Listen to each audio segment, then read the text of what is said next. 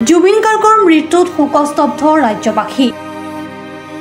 দল সংগঠন অনুৰাগীয়ে অশ্ৰুসিক্ত নয়নেৰে তৰ্পণ কৰে একাজলি শ্ৰদ্ধাঞ্জলি। আমিনগাঁৱতো শিল্পীগৰাকীৰ অকাল মৃত্যুত পৰিছে শোকৰ ছাঁ। Amingaon press club, Amingaon Mahamilan club আৰু বৃহত্তৰ আমিনগাঁও ৰঙালী বিহু সন্মিলনীয়ে নিশা জুবিনৰ প্ৰতি তৰ্পণ কৰে একাজলি গভীৰ শ্ৰদ্ধাঞ্জলি। সঁচাকৈ আজি আমাৰ বাবে খুব বেদনাদায়ক। দুপৰীয়া প্ৰায় 2:40 বজাত জুবিন গাৰ্গ নোহোৱা খবৰটো আমি পালোঁ। প্ৰথম অৱস্থাত তেওঁৰ যিটো বাতৰি নিউজত দেখি আহিছিলোঁ যেন এইটো ভুৱা যেন অনুভৱ হৈছিল। যেতিয়া কৈছিল গা শিয়ৰি উঠিছিলে, ভগৱানক প্ৰাৰ্থনা জনাইছিলোঁ যাতে এই বাতৰিটো মিছা হওক আৰু জুবিন গাৰ্গ আমাৰ মাজলৈ উভতি আহক। কিন্তু ক্ৰমান্বয়ে যেতিয়া দেখিলোঁ বাতৰিটো সঁচা প্ৰমাণিত হ'ল আৰু জুবিন গাৰ্গ আমাৰ পৰা আঁতৰি গ'ল। জুবিন গাৰ্গে অসমৰ সাংস্কৃতিক জগতখনক ক্ষুধা কৰি থৈ গ'ল। অকল তেখেত সাংস্কৃতিক জগততেই নাছিলে, তেখেত এজন সঁচাকৈ প্ৰকৃত প্ৰেমী আছিল, প্ৰকৃতি প্ৰেমী।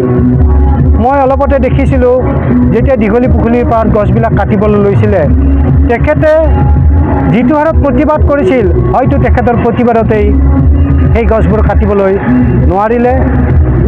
জুবিন গাৰ্গ আমাৰ বাবে, অসমৰ বাবে সম্পদ। জুবিন গাৰ্গৰ নিচিনা এগৰাকী মহান শিল্পী, মহান ব্যক্তিত্বৰ অধিকাৰীক হেৰুৱাই আমি মৰ্মাহত হৈছোঁ। মই ভগৱানৰ ওচৰত প্ৰাৰ্থনা জনাইছোঁ, হে প্ৰভু জুবিন গাৰ্গক আমাৰ মাজলৈ তুমি পুনৰ উভতাই দিয়া।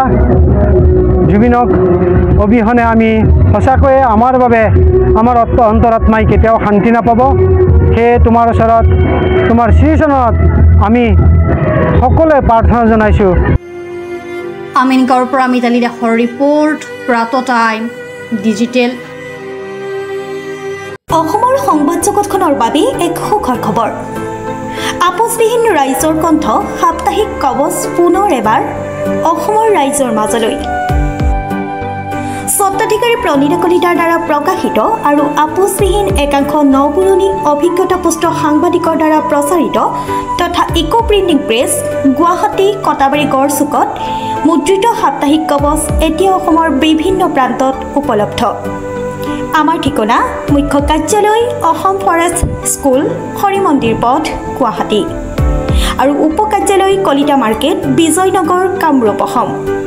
মোবাইল নম্বৰ হৈছে 9435114666 70024722813। আমাৰ ইমেইল আইডি হৈছে kobos2025@gmail.com।